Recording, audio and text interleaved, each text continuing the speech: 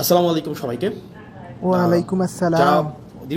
দীর্ঘ বিরতির পর আজকে লাইভে এসেছি, বেশ কিছু বিষয় আমার কাছে মনে হয়েছে আপনাদের প্রতি আমার জবাবদিহিতা রয়েছে এবং সেই দায়বদ্ধতা থেকে আমার কাছে মনে হয়েছে সেই জিনিসগুলো আপনাদেরকে পরিষ্কার করা উচিত, যাতে করে আপনাদের যে সংশয়গুলো তৈরি হয়েছে, ঠিক অনেকগুলো আছে, জিজ্ঞাসা পরিষ্কার তৈরি করুন। হয়েছে, অনেকগুলো পরিষ্কার প্রশ্ন করে বলুন। আপনাদের তৈরি হয়েছে, সেই বিষয়গুলো যেন আমরা পরিষ্কার করতে পারি। সেই জায়গা থেকে আজকের এই লাইভে আসা। তো আপনারা যারা আমাদেরকে পার্লামেন্টে দেখছেন, জি, আমরা বলুন। পার্লামেন্টে বিরোধী দল হিসেবে আপনাদের প্রতিনিধিত্ব আমরা করছি। আপনারা দেখেছেন গত সপ্তাহটা অনেকটা ইভেন্টফুল একটা উইক ছিল, সেই উইকে আপনারা দেখেছেন সংসদ থেকে বিরোধী দলের ওয়াকআউট আপনারা দেখেছেন, সংসদে আপনারা দেখেছেন সংশোধনী দেখেছি, বিতর্ক, খুবই ভালো। সেখানে সংবিধান সংশোধনী বিতর্ক সেখানে হয়েছে। আপনারা দেখেছেন সেখানে বিভিন্ন জন এমপিরা বিভিন্ন সংস্কার নিয়ে সেখানে তারা তাদের আর্গুমেন্টগুলো সেখানে প্লেস করেছে। আপনারা দেখেছেন সেখানে অনেকগুলো অর্ডিন্যান্স সেখানে বিলে পরিণত করা হয়েছে, আইনে রূপান্তর করা হয়েছে। অনেকগুলো বিলকে সেখানে সংশোধনী আকারে সংসদে উত্থাপন করা হয়েছে, কিছু কিছু বিলকে সংসদ থেকে বাতিল করে দেওয়া হয়েছে, সংসদে উপস্থাপনই করা হয় নাই। তো সেই জায়গা থেকে আমার কাছে মনে হয়েছে আপনারা অনেকগুলো এক্সপ্লেনেশন ডিজার্ভ করেন। আপনারা যারা আমাদেরকে ভোট দিয়েছেন, আপনারা যারা চেয়েছেন আমরা যেন সংসদে যাই, আপনাদের প্রতিনিধিত্ব আমরা করি, আপনারা আপনাদের প্রতিনিধিত্বের জায়গা থেকে আপনারা অনেক জায়গায় আশাহত হয়েছেন, অনেক জায়গায় আপনারা আশা পেয়েছেন। সার্বিক বিষয়গুলো নিয়ে মনে হয়েছে যে আপনারা আমাদের কাছ থেকে কিছু এক্সপ্লেনেশন ডিজার্ভ করেন। সেই জায়গা থেকে চলেন, আমরা অনেকগুলো প্রশ্ন আছে, আমরা কেন বারবার ওয়াকআউট করেছি, বিরোধী দল কেন বারবার ওয়াকআউট করেছে, এটা আপনাদের একটা বড় ধরনের একটা প্রশ্ন। কেন আমরা সংসদে কথা বলি না, কেন অন্যান্য ট্রেজারি বেঞ্চের মন্ত্রীরা কথা বলার পরে আমরা কেন সেগুলোর বিরোধিতা আমরা করি না সংসদে দাঁড়িয়ে, সেটা আপনারা আমাদের কাছ থেকে জানতে চেয়েছেন। তৃতীয়ত, অর্ডিন্যান্সগুলো যেগুলো বাতিল করে দেওয়া হয়েছে, মূলত সেই অর্ডিন্যান্সগুলোতে কী ছিল সেটি আপনারা, আমার কাছে মনে হয় সেগুলো আপনারা ডিজার্ভ করেন আমাদের কাছ থেকে জানার জন্য। আমরা 3 নম্বর প্রশ্ন থেকে আসি যে অর্ডিন্যান্সগুলোতে মূলত আসলে কী ছিল। প্রথমে আসেন, আমরা শুরু করব যে অর্ডিন্যান্সটা নিয়ে, সেটা হচ্ছে জাতীয় যে পুলিশ কমিশনটা ছিল, পুলিশ কমিশনটা নিয়ে আমরা শুরু করি। দেখেন, এই সংসদে আমার কাছে মনে হয়েছে যেই কমিশনগুলোর সবচেয়ে বেশি দরকার ছিল তার মধ্যে অন্যতম একটা দরকারি একটা কমিশন ছিল পুলিশ সংস্কার কমিশন। দুঃখজনক বিষয় হচ্ছে এই কমিশনটা সংসদে উঠানোই হয় নাই, এই যে অর্ডিন্যান্সটা সংসদে উঠানোই হয় নাই। অর্থাৎ এটা আলোচনার জন্য, এটার প্রয়োজন আছে কিনা বা এটা কতটা প্রয়োজন, জনগণের জন্য কতটা প্রয়োজন, এটা নিয়ে আলোচনা করার জন্য সংসদে উঠানোই হয় নাই। মানে পুলিশ এই অভ্যুত্থানের অন্যতম একটা স্টেক হোল্ডার, তাদের রোল কী ছিল সেটা নিয়ে আমাদের পরবর্তীতে কথাবার্তা আছে, কিন্তু অন্যতম একটা স্টেক হোল্ডার। আমরা পরবর্তী রাষ্ট্র ব্যবস্থাটা যদি জনবান্ধব করতে চাই তাহলে পুলিশের স্বাধীনতা না, পুলিশের সুরক্ষাটা আমাদের প্রয়োজন ছিল। কিন্তু দুঃখজনক বিষয় হচ্ছে সেটা নিয়ে এই সংসদে কোনো ধরনের কথা সরকারি দল বলতে দেয়নি। সরকারি দল এই অর্ডিন্যান্সটাকে জাস্ট ল্যাপস করে দিয়েছে। এবার আসেন এই সংস্কার কমিশনে কী ছিল আমাদের। আপনি যদি মনে করে দেখেন তো, আবু সাইদ হত্যা মামলার যে রায়টা হয়েছে, যেই এএসআই ছিল উনি কিন্তু বারবার করে বলছিলেন যে আমার কোনো দোষ নাই, সরকার আমাকে কিছু নির্দেশ দিয়েছে, আমি সেই নির্দেশ অনুযায়ী গুলি করেছি। ঠিক সেটাই, পুলিশকে নির্দেশ দেওয়া হয়, সেই নির্দেশকে লফুল নাকি আনলফুল সেটাকে অ্যাসেস করা কিন্তু পুলিশের পক্ষে সেটা সম্ভব হয়ে ওঠে না। তো আমাদের যে পুলিশটা গড়ে উঠেছে, এই পুলিশ সম্পর্কে আমাদের যে ধারণা, সেই ধারণাটা কি, সে পুলিশ হচ্ছে খারাপ, পুলিশ ঘুষ খায়, পুলিশ হচ্ছে দুর্নীতিগ্রস্ত, পুলিশ হচ্ছে চাঁদাবাজ, পুলিশের জমি দখল করে, মানুষের সম্পদ দখল করে বাসা থেকে উঠাই নিয়ে যায়। অর্থাৎ জনগণ এবং পুলিশের সম্পর্কটা এরকম বিরোধের একটা সম্পর্ক। জনগণের বিরুদ্ধে পুলিশের যে একটা চিত্র আবহমান কাল থেকে প্রতিষ্ঠিত করা হয়েছে, এটা আসলে রাষ্ট্রের জন্য কোনো সুখকর নয়। পুলিশ কিন্তু জনগণের বিরুদ্ধে থাকার কথা ছিল না। পুলিশকে যেভাবে ঘুষখোর হিসেবে উপস্থাপন করা হয়েছে, রাষ্ট্র যেভাবে পুলিশকে হাতিয়ার বানিয়েছে দমনপীড়নের, সরকার যেভাবে দমনপীড়নের হাতিয়ার বানিয়েছে পুলিশকে, এটা হওয়ার কথা ছিল না। সেজন্য এই অভ্যুত্থানের পরে আমরা চেয়েছিলাম যে পুলিশকে একটা গুণগত সংস্কার হোক। কিভাবে গুণগত পুলিশের এই সংস্কারটা হোক, সেটা হচ্ছে আমরা চেয়েছিলাম পুলিশের যে একটা অভিযোগ আছে, আপনি দেখেন পুলিশের বর্তমান পরিস্থিতি, পুলিশ হচ্ছে, আমি ব্যক্তিগতভাবে মনে করি রাষ্ট্রের সবচেয়ে নিরীহ যদি রাষ্ট্রের কোনো অঙ্গ সংস্থা থাকে সেটা হচ্ছে পুলিশ। পুলিশকে মারতে বললে মারে, ছাড়তে বললে ছাড়ে, ধরতে বললে ধরে। পুলিশের এর বাইরে কিন্তু কিছু করার নাই। পুলিশকে যেই তার ঊর্ধ্বতন কর্মকর্তা যেই অর্ডার দেয়, সেটা লফুল হোক আর আনলফুল হোক, পুলিশ কিন্তু এটাকে বাস্তবায়ন করতে হয়। সেই জায়গা থেকে আমরা চেয়েছিলাম যে, এবং পুলিশের কিছু সমস্যা আছে, যেমন পুলিশের 1 নম্বর সমস্যা হচ্ছে পুলিশ সারাদিন ডিউটি করতে হয়, মানে অলমোস্ট 24/7 ডিউটি করতে হয়, তাকে ওভারটাইম দেওয়া হয় না। পুলিশ, আপনি যদি রাজারবাগ পুলিশ লাইনগুলোতে যান বা বাংলাদেশের থানাগুলোতে যান, আপনি গিয়ে দেখবেন পুলিশ যে ধরনের অমানবিক জীবনযাপন করে, মানে পুলিশের যে অমানবিক জীবনযাপন, এটা মানে যেটা আনইমাজিনেবল, এই একটা অমানবিক জীবনের মধ্যে থেকে, এবং তার যে বেতন কাঠামো আছে সেটা নিয়ে কথা নাই বলি, তাকে ওভার টাইম দেওয়া হয় না, তাকে অলওয়েজ সিনিয়রদের যে অর্ডার এটা আনলফুল হইলেও তাকে এটা বাস্তবায়ন করতে হয়, এবং তাকে এটা বাস্তবায়ন যদি না করে তাহলে তার পদায়ন, তার পদোন্নতি, তার হচ্ছে ট্রান্সফার, এই সবগুলোকে আটকে দেওয়া হয়, সবগুলোকে আটকে দেওয়া হয়। এবং দুঃখজনক বিষয় হচ্ছে, পুলিশ যদি সরকারের কোনো ইচ্ছার বাইরে যায়, অন্যায্যভাবে সরকার একটা অন্যায্য একটা অর্ডার করছে, এটার বাইরে যদি পুলিশ যায়, তার চাকরি অলমোস্ট ইম্পসিবল হয়ে ওঠে। এখন দেখেন, পুলিশের এই যে ক্ষোভ, পুলিশের প্রতি যে এইসব অন্যায্য অবিচার করা হচ্ছে, তার পোস্টিং, প্রমোশন, পদোন্নতি সবগুলো রাজনৈতিক ইচ্ছার উপরে নির্ভর করা হচ্ছে। বাংলাদেশে পুলিশ যারা সরকারের যত বেশি পদলেহন করে, যারা সরকারের সবচেয়ে বেশি কাছাকাছি থাকে, যারা সরকারি দলকে সবসময় পৃষ্ঠপোষকতা করে, তারা ভালো পোস্টিং পায়, তারা ভালো প্রমোশন পায়। সেজন্য সরকারের লিগ্যাল অর্ডার করুক অথবা আনলিগ্যাল অর্ডার করুক, এই কারণে পুলিশরা সবসময় চায় সরকারের মনোরঞ্জনের মধ্য দিয়ে ব্যস্ত থাকতে।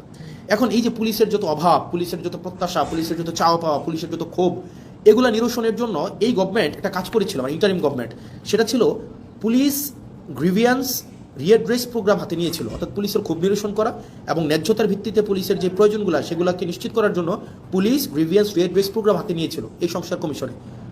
অথচ বিএনপি সরকার সেটাকে বাতিল করে দিয়েছে। ভাই, একটা জিনিস বুঝেন আপনারা, পুলিশ তো একটা ডিসিপ্লিনারি ফোর্স, তার প্রয়োজন, প্রত্যাশা, চাওয়া পাওয়া, সেগুলোর জন্য তো পুলিশ আন্দোলন করতে পারবে না, কোথাও গিয়ে স্মারকলিপি দিতে পারবে না। তাকে যদি আপনি একটা হিলিং একটা ওয়ে না দেন, একটা উইন্ডো না দেন, তাহলে তার প্রয়োজন, প্রত্যাশা সে কোথায় দিবে? মানে সেগুলো কার কাছে জানাবে? এটা জানানোর জন্য ইন্টারিম গভর্নমেন্ট যে পুলিশ সংস্কার কমিশনটা করেছিল, সেটা হচ্ছে সেখানে পুলিশের ক্ষোভটাও যেন পুলিশ জানাইতে পারে, পুলিশের অভিযোগটা যেন পুলিশ জানাইতে পারে। এবং পুলিশকে যদি কেউ আনলফুল্লি কোনো একটা অর্ডার করা হয়, পুলিশকে যদি কেউ অন্যায্যভাবে কোনো একটা অর্ডার করা হয় যে তোমাকে গুলি করতে হবে, তোমাকে কাউকে উঠাই নিয়ে আসতে হবে, তোমাকে মানে বেআইনি কোনো একটা কাজ করতে হবে, পুলিশ সদস্যরাও যাতে সেটা থেকে নিষ্কৃতি পায়, সেটা যেন একটা অভিযোগ জানাইতে পারে, সেটার জন্য পুলিশ গ্রিভিয়েন্স রিএড্রেস একটা প্রোগ্রাম হাতে নেওয়া হয়েছিল, সেটাকেও বাতিল করে দেওয়া হয়েছে। 2 নম্বর হচ্ছে, জনগণের কিন্তু পুলিশের বিরুদ্ধে অনেক অভিযোগ আছে। জনগণের যে পুলিশের বিরুদ্ধে অভিযোগ আছে, সেটার জন্য সিটিজেন কমপ্লেইন, এটা হচ্ছে management committee, citizen complain management committee, এটা করা হয়েছিল, এটাকেও বাতিল করে দেওয়া হয়েছে। মানে অভ্যুত্থান পরবর্তীতে পুলিশকে যুগোপযোগী করার জন্য, জনবান্ধব করার জন্য ইন্টারিম গভর্নমেন্ট যেই ধরনের পদক্ষেপগুলো হাতে নিয়েছিল, তার মধ্যে পুলিশ সংস্কার কমিশন অন্যতম। আপনি সেটাকে সংসদে উঠানি নাই, আপনি সংসদে উঠানোর আগে সেটাকে বাতিল করে দিয়েছেন। তো সেই জায়গা থেকে পুলিশের প্রতি, পুলিশকে যে রাজনীতি আবার করবে না, রাজনৈতিক হাতিয়ারে আবার পরিণত করবে না, পুলিশের যে উপরের যে পোস্টিংগুলো আছে, যেখানে প্রমোশনগুলো আছে, সেগুলোকে যে আবার রাজনীতিক করবে না, সেটা নিশ্চয়তা কিন্তু না, এবং সেটা খুবই দুঃখজনক। মানে সেটা খুবই দুঃখজনক। আপনার আমার সামনে যারা আছেন, আপনারা আমাকে শুনতে পাচ্ছেন কিনা, স্পষ্ট বা দেখতে পাচ্ছেন কিনা, আপনারা আমাকে একটু জানাবেন কাইন্ডলি যে আমাকে স্পষ্ট দেখতে পাচ্ছেন কিনা। আমি নিশ্চিত না, কারণ শুরু থেকে আমি কথা বলছি। তাহলে দেখেন, পুলিশকে আমাকে যুগোপযোগী করতে হবে, পুলিশকে জনবান্ধব করতে হবে, পুলিশকে রাষ্ট্রের লাঠিয়াল বাহিনী হিসেবে, পুলিশকে যদি আমি রাষ্ট্রের লাঠিয়াল বাহিনীতে পরিণত করি, এবং পুলিশকে যদি ছাড়তে বললে, পুলিশ আমাদেরকে মাঝে মাঝে এসে বলে যে ভাই আমাদের পরিণতি হয়েছে এটা, সরকার ছাড়তে বললে ছাড়ি, মারতে বললে মারি, ধরতে বললে ধরি, অর্থাৎ আমাদের এই তথৈবচ অবস্থা। এখন এই তথৈবচ অবস্থা থেকে মুক্তির জন্য পুলিশ শুধুমাত্র লিগ্যাল অর্ডারটা বাস্তবায়ন করবে, এবং পুলিশ সরকারের লাঠিয়াল বাহিনী হইবে না, পুলিশ জনবান্ধব হবে, পুলিশ জনগণের হবে। সেটার জন্যই কিন্তু সংস্কার কমিশনটা করা হয়েছিল। দুঃখজনক বিষয় হচ্ছে, এই সংস্কার কমিশন, এই সরকার এটাকে ল্যাপস করে দিয়েছে, এটাকে উঠাইয়ে নেই। তার মানে এই সরকার যে অ্যাটিটিউড, এই সরকারের যে মনোভাব পুলিশকে নিয়ে, এই সরকারের যে চাওয়া পাওয়া পুলিশকে নিয়ে, সেটা হচ্ছে এই সরকার পুলিশকে আবার একটা লাঠিয়াল বাহিনীতে পরিণত করতে চায়। কারণ সে যতই বলুক আমরা এগুলাকে বিবেচনা করব, আমরা এটাকে আরও বেশি সুন্দর করে, আরও বেশি শক্ত করে নিয়মের মধ্য দিয়ে এটাকে করব, আলটিমেটলি কিন্তু এটা করছে না, বা করবে কিনা সেটা কিন্তু আমরা আস্থা পাচ্ছি না। পরবর্তীতে যদি আরও ভালো সংস্কার কমিশন আপনি করতেন, তাহলে এই কমিশনটাকে আপনি স্বীকৃতি দিয়ে পরবর্তীতে আপনি ভালো সংস্কার কমিশন করতেন, আপনি কিন্তু সেটা করেন নাই। তার মানে পুলিশ সংস্কার কমিশনেরকে বাতিল করার মধ্য দিয়ে এই সরকারের মনোভাব কি বা কোন দিকে যাচ্ছে সেটা কিন্তু আমরা বুঝতে পারি। এরপর আসেন দ্বিতীয়ত, মানবাধিকার কমিশন। মানবাধিকার কমিশনের যে বিষয়টা, সেটা হচ্ছে মানবাধিকার কমিশনের সাথে আমি সিম্পল ভাষায় বলছি, মানবাধিকার কমিশনের সাথে আপনার 3টা বিষয় সম্পৃক্ত। এক, মানবাধিকার কমিশনের সাথে আপনার গুম কমিশন সম্পৃক্ত। আমাকে কি স্পষ্টভাবে শুনতে পাওয়া যাচ্ছে কিনা? স্পষ্টভাবে শুনতে পাওয়া যাচ্ছে আমাকে একটু? ইয়েস। তাহলে আমার 3টা বিষয় আপনারা দেখেন, মানবাধিকার কমিশনের সাথে আপনার 3টা বিষয় সম্পৃক্ত। একটা হচ্ছে গুম কমিশন এবং জুলাই যোদ্ধাদের যে ইন্ডিমনিটি দেওয়া হয়েছিল সেই কমিশনটা। আমি সিম্পল ভাষায় বলি, মানবাধিকার কমিশনটা কী ছিল। মানবাধিকার কমিশনে এখানে বলা হয়েছিল যে মানবাধিকার কমিশনের যারা সিলেকশন করবেন, এই সিলেকশন কমিটিতে কিছু আপনার মডিফিকেশন করা হয়েছিল, এবং এই মানবাধিকার কমিশন যেটা 2026, মানে জাতীয় মানবাধিকার কমিশন অর্ডিন্যান্স, যেটা 2025-এর যে অর্ডিন্যান্সটা, 26-এর যে অর্ডিন্যান্সটা, এই অর্ডিন্যান্সে ছিল যে রাষ্ট্রের যেই সংস্থাগুলো, আপনি গুমের সাথে কারা জড়িত? গুমের সাথে নর্মালি জড়িত হচ্ছে রাষ্ট্রের যে বাহিনীগুলো, সরকার জড়িত থাকে, সরকারের যে বাহিনীগুলো জড়িত থাকে। মানবাধিকার কমিশন যদি চায় এই বাহিনীগুলোর বিরুদ্ধে তারা নিজেরাই হচ্ছে ইনভেস্টিগেট করতে পারবে। দুঃখজনকভাবে বিষয় হচ্ছে আপনার 2009 সালের মানবাধিকার কমিশনে যেটা হচ্ছে, সেখানে মানবাধিকার কমিশনের এই এখতিয়ার নাই, এই এখতিয়ার নাই। আপনি এই ইন্টারিম গভর্নমেন্ট যে মানবাধিকার কমিশন অধ্যাদেশ করেছেন সেটাকে বাতিল করে দিয়ে আপনি 2009 সালের মানবাধিকার কমিশন আবার আইনে নিয়ে গেলেন। 2009 সালের যে মানবাধিকার কমিশন আইন, এটা একটা নখদন্তহীন একটা আইন। এই আইনের কোনো ধরনের হচ্ছে, এই আইনটা শুধুমাত্র খাতা কলমে আছে, এটার কোনো বাস্তবায়ন নাই, এবং এটা সরকারের একটা দপ্তর। আপনি এটাকে মিনিস্ট্রির আন্ডারে নিয়ে আসলেন। মানবাধিকার কমিশনটাকে আপনি একটা মন্ত্রণালয়ের অধীনে নিয়ে আসলেন। মন্ত্রণালয়ের অধীনে কি যুক্তিতে নিয়ে আসলেন? মন্ত্রণালয়ের অধীনে নিয়ে আসলেন যদি মানবাধিকার কমিশনকে আমরা স্বতন্ত্র করে দেই, তাহলে এই মানবাধিকার কমিশন প্রপারলি ফাংশন করতে, এইটার জবাবদিহিতা নাকি আপনি নিশ্চিত করতে পারবেন না। ভাই, এই সরকারে অনেকগুলো অর্গানাইজেশন আছে যারা ইন্ডিপেন্ডেন্টলি ফাংশন করে। সিএস ইন্ডিপেন্ডেন্টলি ফাংশন করে, সিজিএস ইন্ডিপেন্ডেন্টলি ফাংশন করে, এখানে হচ্ছে পিএস ইন্ডিপেন্ডেন্টলি ফাংশন করে। ঠিক একইভাবে মানবাধিকার কমিশন ইন্ডিপেন্ডেন্টলি ফাংশন করতো, কিন্তু আপনি যেটা করলেন সেটা হচ্ছে মানবাধিকার কমিশনকে একটা মন্ত্রণালয়ের অধীনে নিয়ে আসলেন। এখন মানবাধিকার কমিশন যদি কারো বিরুদ্ধে কোনো ইনভেস্টিগেট করে, তখন মন্ত্রণালয়ের অনুমতি লাগবে। এখন মন্ত্রণালয়, স্বরাষ্ট্র মন্ত্রণালয়ের স্বরাষ্ট্রমন্ত্রীর অনুমতি নিয়ে আপনি জাস্ট চিন্তা করেন, আপনি আসাদুজ্জামান খান কামালের অনুমতি নিয়ে আপনি পুলিশের বিরুদ্ধে হচ্ছে আপনি ইনভেস্টিগেট করবেন, এবং যারা গুমের সাথে জড়িত, যারা হচ্ছে নিপীড়নের সাথে জড়িত, আপনি তাদের অনুমতি নিচ্ছেন যে আমাকে কি দয়া করে অনুমতি দিবেন, আমি কি আপনাদের বিরুদ্ধে আমি একটা তদন্ত কাজ পরিচালনা করতে পারি। এখন এটা খুব স্বাভাবিকভাবেই সত্য, বাংলাদেশে গত 17 বছর রাষ্ট্রের যে বাহিনীগুলো গুম খুনের সাথে জড়িত ছিল, তাদের কারো বিরুদ্ধেই কোনো ধরনের আপনার হচ্ছে কোনো তদন্ত হয় নাই। এখন এই তদন্তের একদম সিম্পল ভাষা, এই তদন্তের এখন এই ক্ষমতাটা মানবাধিকার কমিশন যে পেয়েছিল, আপনি সেটাকে বাতিল করে দিলেন, এবং এটার মধ্য দিয়ে আপনার যে নিয়ত, আপনি যে আবার গুম খুনে ফিরে যেতে চান না, সেটা কিন্তু স্পষ্ট হলো না। এবং এটা খুবই দুঃখজনক। আপনার এই মানবাধিকার কমিশন বাতিল করার মধ্য দিয়ে আপনি দুইটা কমিশনকে আপনি হচ্ছেন অর্নামেন্টাল করে ফেলেছেন, ফাংশনাল আর থাকে নাই। একটা হচ্ছে গুম কমিশন, আর হচ্ছে জুলাই ইন্ডেমনিটির যেই বিষয়টা, এটাকে আপনি হচ্ছেন অর্নামেন্টাল করে ফেলেছেন। এই দুইটা অর্ডিন্যান্স কিন্তু মানবাধিকার কমিশনের সাথে সম্পৃক্ত। তো সেই জায়গা থেকে আপনার এই সরকারের যে উদ্দেশ্য, এই সরকারের যেই উদ্দেশ্য, সেটা কিন্তু প্রশ্নবিদ্ধ। তৃতীয়ত, সুপ্রিম কোর্টের সচিবালয় অধ্যাদেশ, সুপ্রিম কোর্টের সচিবালয় অধ্যাদেশটাকে আপনি বাতিল করে দিলেন। এটাকে আপনি আবার নিয়ে আসলেন আইন মন্ত্রণালয়ের অধীনে। আপনি বলছেন যে বিচার বিভাগকে আপনি পৃথকীকরণ করবেন, বিচার বিভাগকে আপনি স্বাধীন করবেন, কিন্তু সেটাকে আবার আইন মন্ত্রণালয়ের অধীনে আপনি রাখলেন। এবং এই সরকার, অন্তর্বর্তীকালীন সরকার যতগুলো ভালো কাজ করেছিল এবং যতগুলো কাজ ওয়াইডলি সেলিব্রেটেড হয়েছিল, তার মধ্যে কিন্তু এই সুপ্রিম কোর্টের সচিবালয়ের অধ্যাদেশটা অন্যতম। কারণ একটা বিচারক, খেয়াল করেন, একটা বিচারক যদি নির্মোহভাবে, অবজেক্টিভভাবে তার বিচার কার্য পরিচালনা করতে চায়, তাকে আপনি অবশ্যই তাকে সুযোগ দিতে হবে। এখন একটা বিচারকের পোস্টিং, প্রমোশন, পদোন্নতি সবগুলো যদি আপনার আইন মন্ত্রণালয়ের উপরে নির্ভর করে, রাজনৈতিক সদিচ্ছার উপরে নির্ভর করে, তখন দেখা যাবে কোনো রাজনৈতিক কোনো বিবাদে যখন বিচারক কোনো একটা রায় দিবেন, সেই রায় যদি সরকারের পছন্দ না হয়, আপনি তাকে সোজা খাগড়াছড়ি পোস্টিং করে দিলেন, বান্দরবনে পোস্টিং করে দিলেন, এবং তাকে আপনি আলাদা বাজেট দিচ্ছেন না তার হচ্ছে বিচার কার্যের যে সচিবালয় হচ্ছে পরিচালনা করার জন্য। সেই জায়গা থেকে আপনি একটা মন্ত্রণালয়ের অধীনে রেখে, আইন মন্ত্রণালয়ের অধীনে রেখে আপনি কখনোই স্বাধীন, অবজেক্টিভ, বস্তুনিষ্ঠ, নিরপেক্ষ বিচার বিভাগ আপনি কখনোই এনশিওর করতে পারবেন না। সেজন্য অন্তর্বর্তীকালীন সরকার এই বিচার বিভাগকে পৃথকীকরণ করেছিল, বিচার বিভাগকে এম্পাওয়ার করেছিল, এবং বিচার বিভাগ যেন সে তার নিজস্ব সচিবালয়ের মধ্য দিয়ে তার কার্যক্রম পরিচালনা করতে পারে, সেটার ব্যবস্থা নিয়েছিল। কিন্তু বিএনপি এসে কী করলো? সেটাকেও বাতিল করে দিল। মানে এটা ইটস ভেরি আনফর্চুনেট। মানে আপনি এই ধরনের একটা প্রোগ্রেসিভ মুভকে আপনি বন্ধ করে দিয়ে আবার আপনি পিছনের দিকে হাঁটা শুরু করলেন। বিচার বিভাগকে আবার আইন মন্ত্রণালয়ের অধীনে নিয়ে আসলেন, আইনমন্ত্রীর অধীনে নিয়ে আসলেন। আইনমন্ত্রীর ইচ্ছা, সদিচ্ছার উপরে পোস্টিং, প্রমোশন, পদোন্নতি সব কিছু নির্ভর করবে। আইনমন্ত্রী সংসদে দাঁড়িয়ে খুব সুন্দর করে বললেন যে উনার নাকি এই ধরনের ক্ষমতা নাই। মাননীয় আইনমন্ত্রী, আপনি যতই সুন্দর করে বলেন না কেন আপনার এই ক্ষমতা নাই, কিন্তু এই জিনিসগুলো, পোস্টিং, পদোন্নতি, এই বিষয়গুলো কিন্তু আপনার ইচ্ছাতেই হয়ে থাকে, আইনমন্ত্রীর ইচ্ছাতেই হয়ে থাকে, এবং এটা হচ্ছে রেওয়াজ। আপনারা আমাদেরকে রেওয়াজ এবং নিয়মের বারবার যেই ধরনের লিস্ট, বারবার যেই ধরনের আপনারা হচ্ছে আমাদেরকে সবক দেন, এই সবকের সেটা অংশ। এবং এটার মধ্যে দিয়ে আবার আইন বিভাগকে রাজনীতিকরণ করা, বিচার বিভাগকে আবার রাজনীতিকরণ করা হইলো।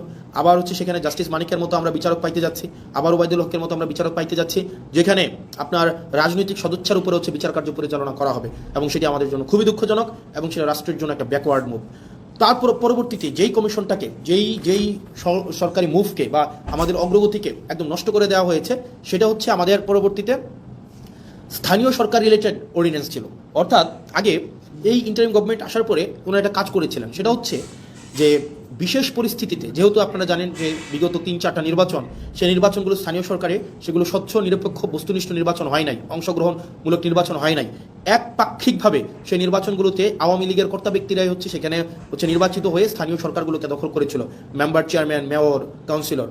এই কারণে অভ্যুত্থান পরবর্তী সময়ে আপনার ইন্টারিম গভর্নমেন্ট এসে তাদেরকে সরিয়ে দিয়ে আপনার এখানে একটা বিশেষ পরিস্থিতিতে একটা অর্ডিন্যান্স করে যে এই স্থানীয় সরকারের নির্বাচিতদেরকে চাইলে সরকার বাদ দিতে পারে, এটা বিশেষ পরিস্থিতিতে।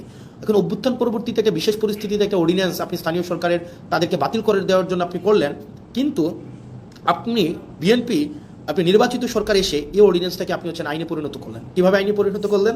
আপনি এখন এই গভর্নমেন্ট এটার ফলাফলটা কী হয়েছে? এটার ফলাফলটা হয়েছে এখন ধরো একটা নির্বাচনের মধ্য দিয়ে কেউ চেয়ারম্যান হলো, কেউ মেয়র হলো, কেউ কাউন্সিলর হলো।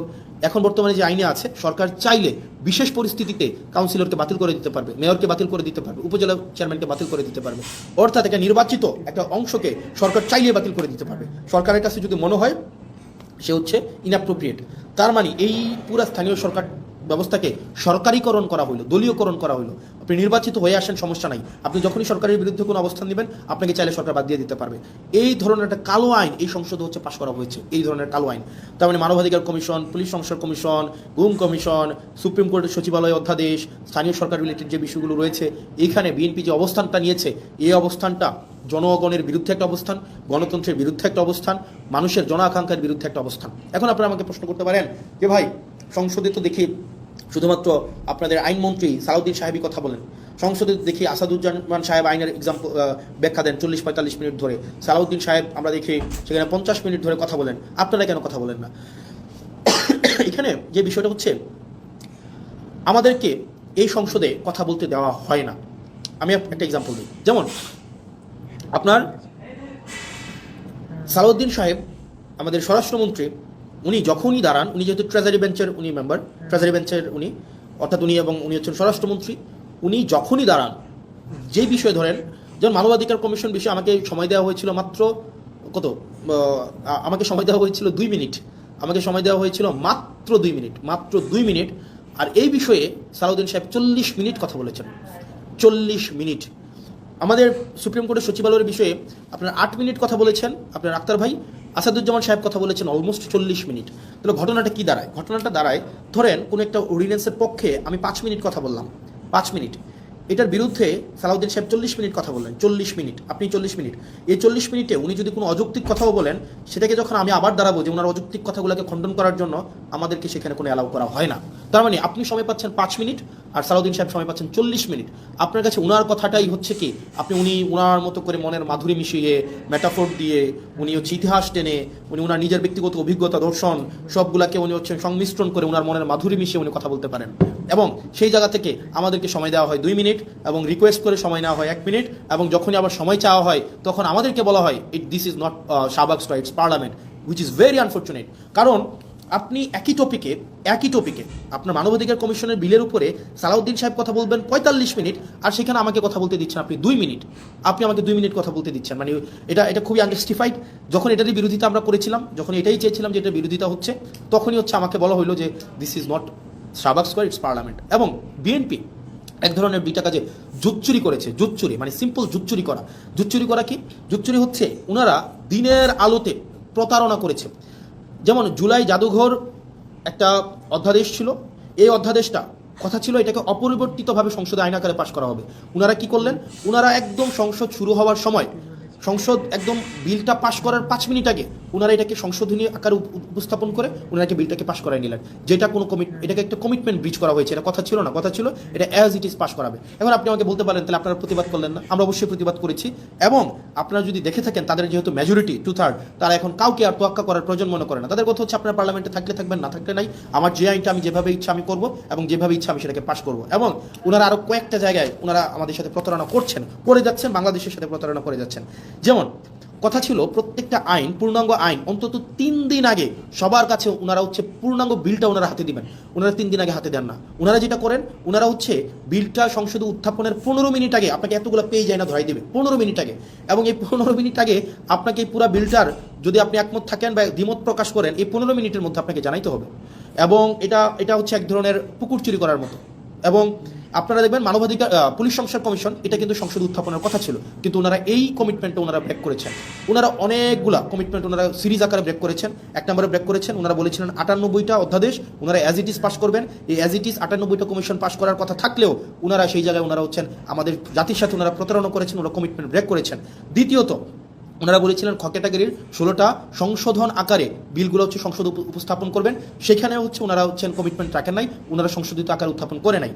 অনেকগুলো বিল, যে বিলগুলো মানবাধিকার কমিশন, পুলিশ সংস্কার কমিশন, তারপরে হচ্ছে আপনাদের হচ্ছে আপনার গুম অধ্যাদেশ, এই বিষয়গুলো বলেছিলেন ওনারা এই সংসদে আলোচনার জন্য ওনারা হচ্ছে নিয়ে আসবেন, সেখানেও সবগুলো বিল ওনারা নিয়ে আসেন নাই। এখন ওনারা যেহেতু মেজরিটি, ওনারা যা ইচ্ছা তা করতে পারেন। যেমন ওনারা অ্যাসালমকে গতকাল দেখলেন, মানে বাংলাদেশের জন্য আরেকটা কালো মানে একটা দিন, কালো দিনটা ওনারা দেখেন।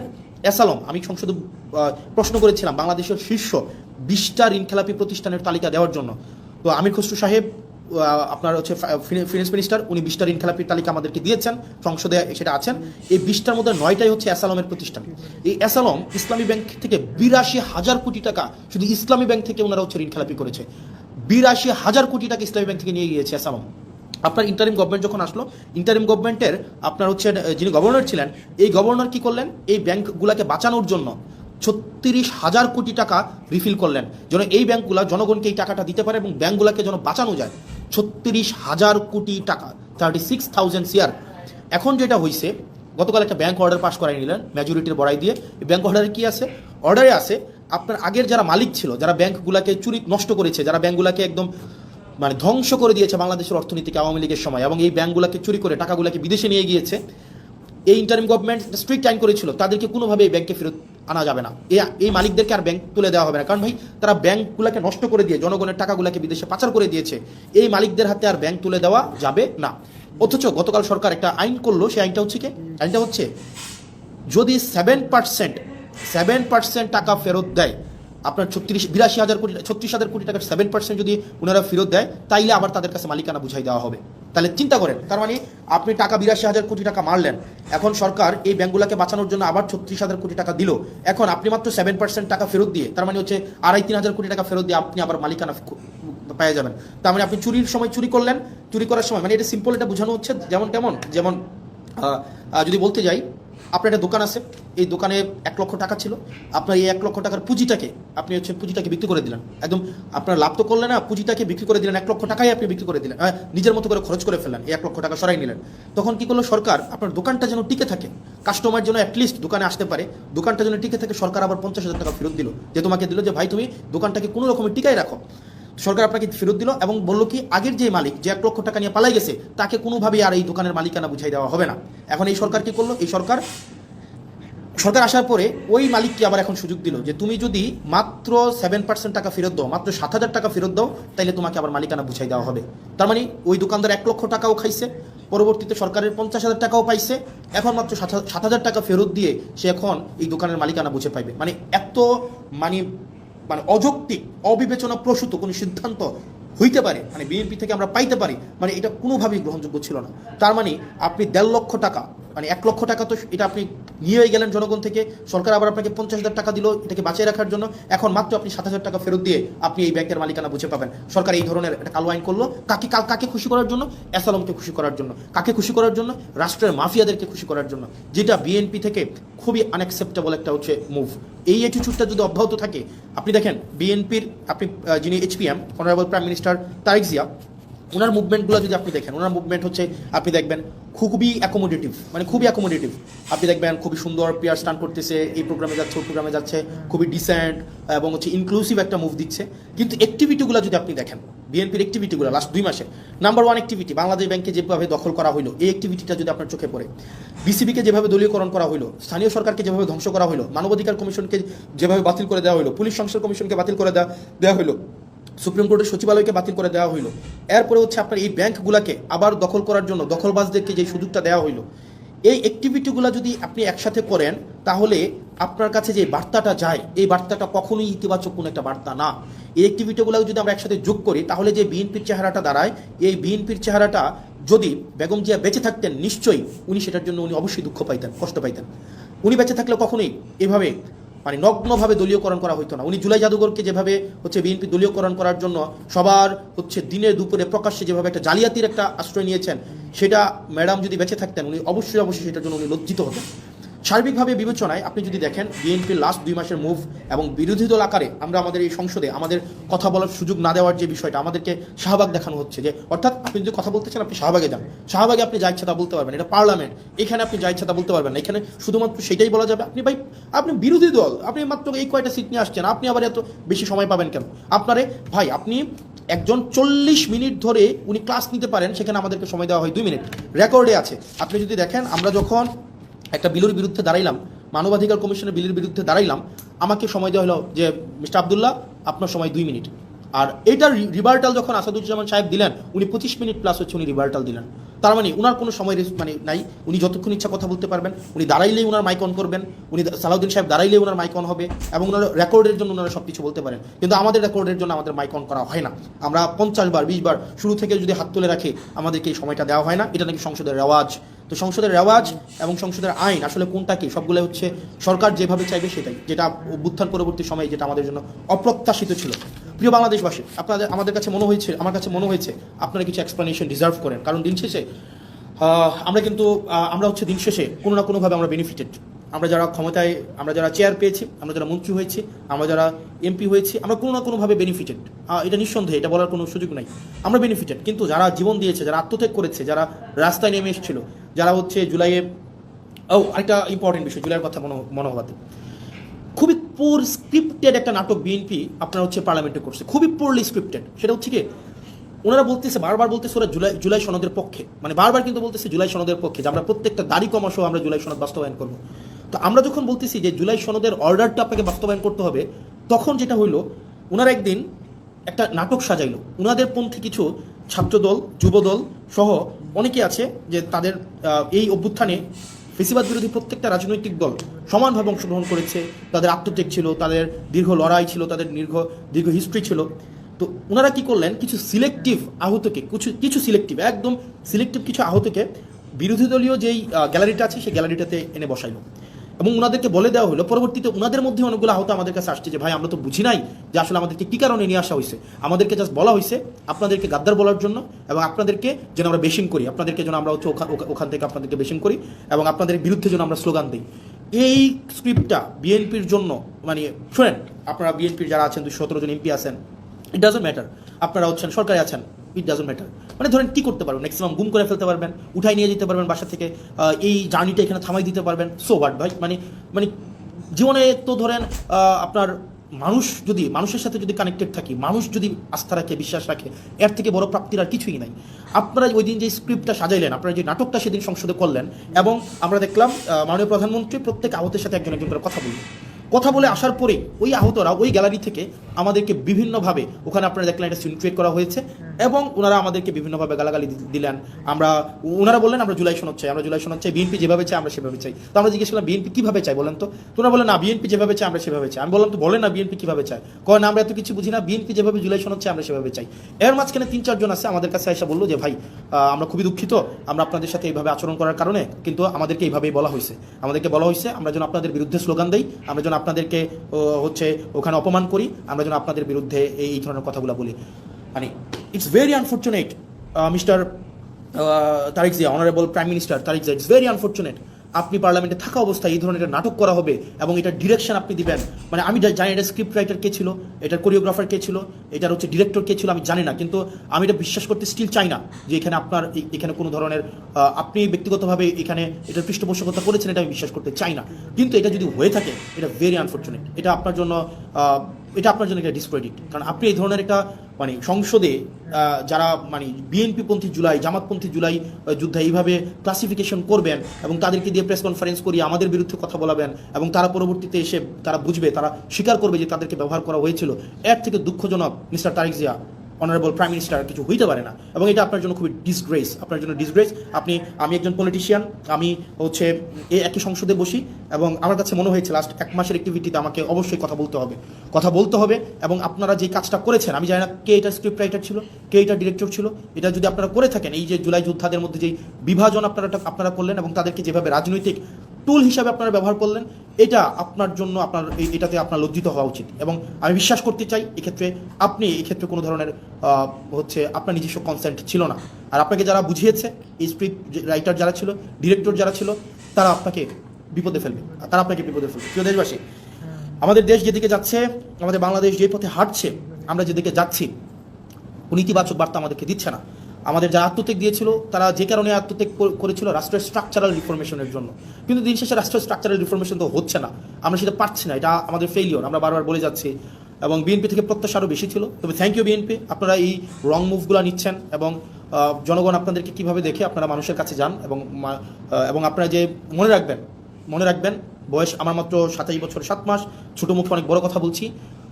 আপনারা সংখ্যাগরিষ্ঠতার যে একটা আত্মতুষ্টিতে আপনারা ভুগছেন, আত্মবিশ্বাসী হওয়াটা ভালো, কিন্তু আত্মতুষ্ট আপনারা যেভাবে হচ্ছেন যে আপনারা যা ইচ্ছা তা করতে পারবেন এই সংখ্যাগরিষ্ঠতার 2/3 মেজরিটির এই বড়াই দিয়ে, মনে রাখবেন সংখ্যাগরিষ্ঠতা কখনোই ভালো কিছু নিয়ে আসে নাই। আপনার 96-তে, আপনার 91-তে সংখ্যাগরিষ্ঠতা ছিল, আর at the end of the day রাষ্ট্রের সংকটের দিকে আপনারা নিয়ে গিয়েছিলেন। 2001-এ যখন আপনারা সরকার গঠন করলেন, তখন আপনারা হচ্ছেন সংকটের দিকে নিয়ে গিয়েছেন। রাষ্ট্র, সরকার, জনগণ আপনাদেরকে সুযোগ দিয়েছিল আপনারা আবার ইতিহাসের ইতিবাচক একটা অংশের পার্ট হওয়ার, কিন্তু দুঃখজনক বিষয় আপনারা সেটা হন নাই। এবং আমাদের অনেক এমপিও আছে, বিএনপির মন্ত্রীদেরকে আসলে রাগাইতে চায় না, মনে করে যে এলাকার বাজেট টাজেট বন্ধ করে দিবে, উন্নয়ন কার্যক্রম বন্ধ করে দিবে, তাদের সাথে আসলে সম্পর্ক নষ্ট করে কী লাভ, আবার সম্পর্ক ভালো রেখেও কী লাভ। যেটা সত্য সেটা বলতে হবে। আমার এলাকার বাজেট বন্ধ করে দিবেন, দেন। আমার এলাকার উন্নয়ন কার্যক্রম বন্ধ করে দিবেন, দেন। পুলিশ আমাকে সহায়তা না করার জন্য আপনারা ফোন দিয়ে বলে দিবেন পুলিশ যেন আমাকে সহায়তা না করে, দেন। আপনি এডমিনকে, প্রশাসনকে বলে দিবেন হাসনাতের এলাকায় হাসনাতকে সহায়তা করতে করিয়েন না, দেন, সমস্যা নাই। দিন শেষে আমি এটা বিশ্বাস করি, বাংলাদেশের জনগণ আমাদের পক্ষে আছে, দেবিদ্বারবাসী আমার পক্ষে আছে।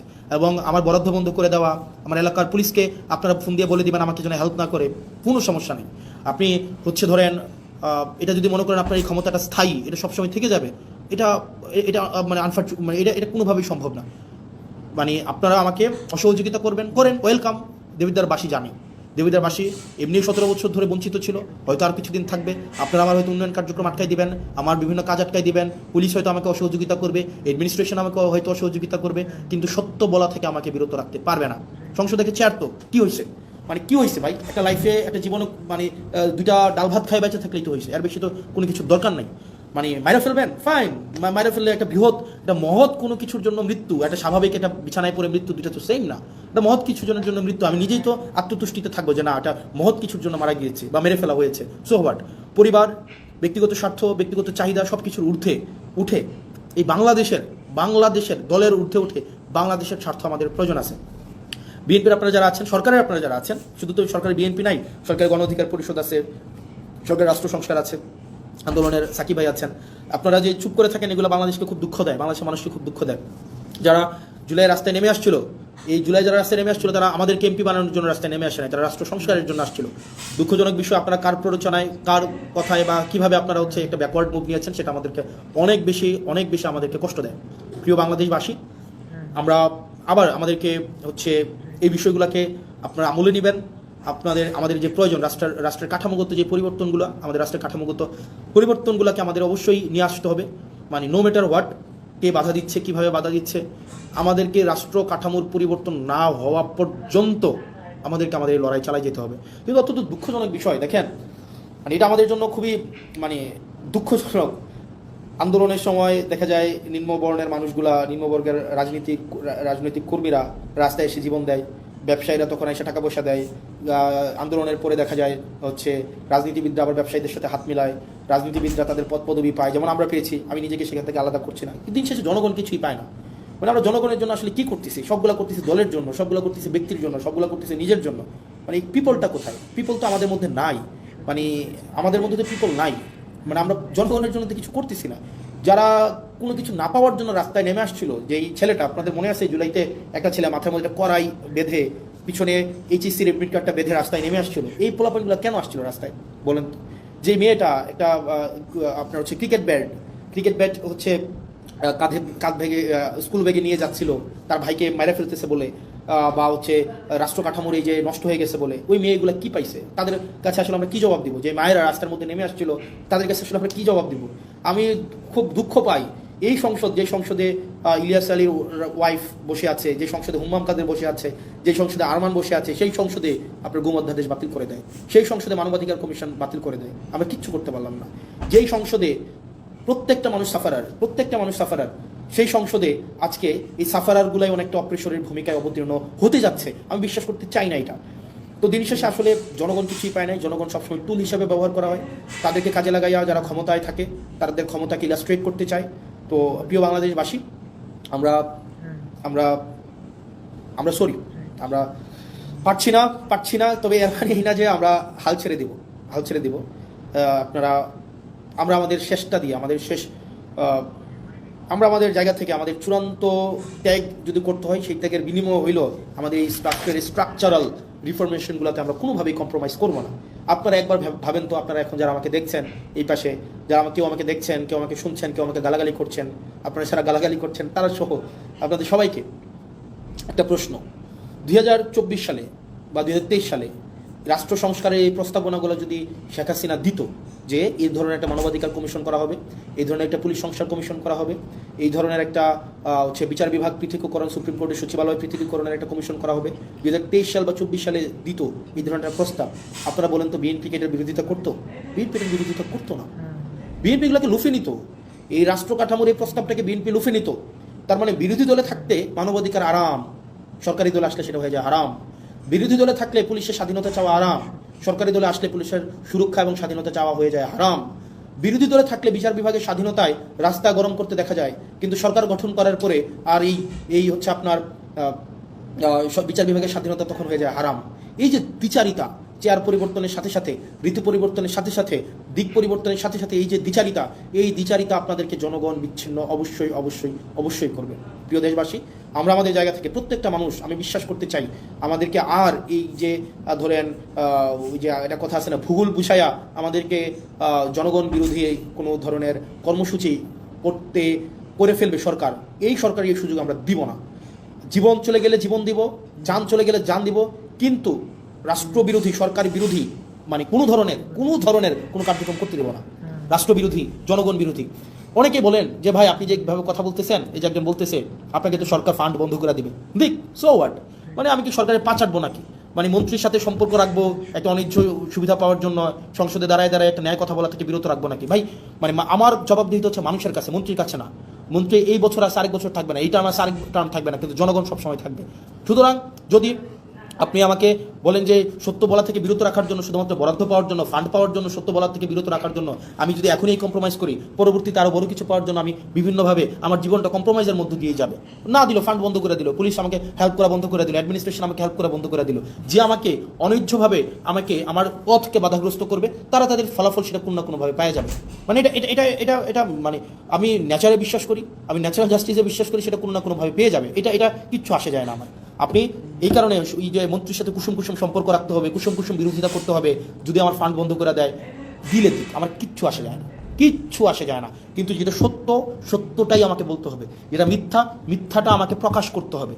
এর মাঝখানে কোনো ধরনের পার্থক্য রাখা যাবে না। পুলিশ আমাকে সহযোগিতা করলেও আমার কিছু আসে যায় না, প্রশাসন আমাকে সহযোগিতা করলেও কিছু আসে যায় না, সরকার আমাকে সহযোগিতা করলেও আমাকে কিছু আসে যায় না, আমার মন্ত্রীরা আমার বিরোধিতা করলেও আমার কিছু আসে যায় না, মন্ত্রী আমার ফান্ড বন্ধ করে দিলেও আমার কিছু আসে যায় না, সচিবরা আমাকে অসহযোগিতা করলেও কিছু আসে যায় না। মানুষের বাঁচেই কয়দিন, মানুষ বাঁচবেই কয়দিন? মানুষ তো ভাই মানে মৃত্যু পর্যন্ত সারা জীবন ক্ষমতায় থাকবে না। কিন্তু দিন শেষে মানুষ জানুক, জনগণ জানুক, যারা আমাকে ভোট দিছিল, যে মহিলাগুলাকে মানে লাইন ধরে আমাকে ভোট দিছে, বিনা পয়সায় যারা আমাকে ভোট দিছে, তারা জানুক দিন শেষে যে আমি সত্যের পথে ছিলাম। যে ইয়াং প্রজন্ম, শিক্ষিত প্রজন্ম যারা বিনা পয়সায় আমাকে ভোট দিছিল, তাদের কাছে আমার জবাবদিহিতাটা আমি নিশ্চিত করতে চাই। আমি বিশ্বাস করতে চাই, আমি যদি সত্যের পথে থাকি, সেক্ষেত্রে যদি সরকার আমাকে বাধাও দেয়, জনগণ আমার পাশে দাঁড়াবে। আমাকে বিনা পয়সায় ভোট দিয়ে জিতাইছিল, আবার আমাকে প্রয়োজনে বিনা পয়সায় ভোট দেওয়া জিতাবে, কিন্তু আমি কম্প্রোমাইজ করতে পারবো না, কোনোভাবেই না। আমি মিডিয়াকে দেখেছি দালালি করতে, মিডিয়ার যে দালালি, এটা পৃথিবীতে যদি কোনো উদাহরণ হয়ে থাকে মিডিয়ার দালালি, এটা বাংলাদেশেও 4 নম্বর হবে মিডিয়ার দালালি। মিডিয়া, মিলিটারি, ব্যুরোক্রেসি সবাই এখন আবার হচ্ছে জি হুজুর আবার কালচারে চলে গিয়েছে। এই জি হুজুর কালচারে এনসিপি যাবে না, জি হুজুর কালচারে এনসিপি রাজনীতিবিদরা যাবে না, কোনোভাবেই যাবে না, কোনোভাবেই না। আপনি আমার চেহারা নিয়ে কথা বলেন, আপনি আমাকে চেহারা নিয়ে আমাকে ট্রোল করেন, আপনি আমাকে কালো বলেন, হোয়াট এভার, এগুলো আমার কিচ্ছু আসে যায় না। এটা দিয়ে আপনি আমাকে থামাইতে পারবেন? কোনোভাবেই না, নেভার, কোনো ওয়েতেই না ভাই। যেটা সত্য, এই সত্য যত মানে ইভেন আমার জীবনের যদি কষ্ট হয়, আমার জীবনের যদি স্যাক্রিফাইস হয়, সেইটা থেকে আপনি আমাকে বিরত রাখতে পারবেন না যতদিন না পর্যন্ত এই স্ট্রাকচারাল রিফরমেশনগুলো তৈরি হবে, মানে আপনার স্ট্রাকচারাল রিফরমেশনগুলো বাস্তবায়ন না হয় ততক্ষণ পর্যন্ত আমাদের এই লড়াই চলবে, আমাদের লড়াই চলবে। আপনি সংসদে আমাদেরকে লবিতে এসে বলবেন বয়স কত, মাত্র এতদিন, আর অপেক্ষা করো অপেক্ষা করো, দরকার আছে শত্রু বাড়াইয়া, দরকার আছে শত্রু বাড়াইয়া। যদি কেউ শত্রু হইতে চায়, মানে আমার আমার প্যারা নেই, কিচ্ছু আসে যায় না, কিচ্ছু আসে যায় না। প্রিয় বাংলাদেশবাসী, আপনারা জানেন দিন শেষে যে কারা বাংলাদেশের বিরুদ্ধে অবস্থান নিচ্ছে, অ্যাসালমের পক্ষে অবস্থান নিচ্ছে, যারা কারা সংস্কারের বিরুদ্ধে অবস্থান নিচ্ছে, স্বাধীন বিচার বিভাগের বিরুদ্ধে অবস্থান নিচ্ছে, স্বাধীন পুলিশ সংস্কার কমিশনের বিরুদ্ধে অবস্থান নিচ্ছে, যারা কারা এই স্থানীয় সরকার ব্যবস্থাকে নষ্ট করে দিচ্ছে, এটাকে আবার ফেসিবাদের দিকে নিয়ে যাচ্ছে, যারা সংস্কারের কথা বলে তারা তাদের 31 দফা থেকেও পিছনে হচ্ছে, জুলাই সনদ অক্ষরে অক্ষরে বাস্তবায়নের কথা বলেও কারা পিছনে চলে যাচ্ছে। এই জিনিসগুলো শিক্ষিত প্রজন্ম, আপনারা নিশ্চয়ই আপনাদের বিবেক বিবেচনা সুবোধ আছে এবং সেই বিষয়ে আপনারাই সিদ্ধান্ত নেবেন। আপনারা ভালো থাকবেন, সুস্থ থাকবেন। যারা গালাগালি দিচ্ছেন তাদের গালাগালিকে আমি স্বাগত জানাই, সেটা কখনোই প্রতিবাদ করি নাই, সেটা অব্যাহত রাখেন, সেটা নিয়ে কিছু আসে যায় না। কিন্তু একই সাথে সাথে এটাও আপনারা তো এমনি নিষিদ্ধ আছেন এখন, আপনাদের নেতা, আপনাদের দেখবেন নেতারা বিদেশে বিলাসবহুল জীবনযাপন করে, আওয়ামী লীগের, আপনারা যারা রাস্তায় এসে 30 সেকেন্ডের একটা স্লোগান দিয়ে দৌড় মারেন। এমপি মিস্টার হাসনাতের পুরোপুরি বক্তব্যটি কারা কারা দেখেছেন, পুরো 41 মিনিট ভিডিওটি সবাই কমেন্ট করুন, কমেন্টে জানান আপনার মতামত। সবাই ভালো লাগলে ভিডিওটি চ্যানেলটি সাবস্ক্রাইব করুন এবং কি ফলো করুন। ধন্যবাদ, সবাই ভালো থাকবেন, সুস্থ থাকবেন, আল্লাহ হাফেজ।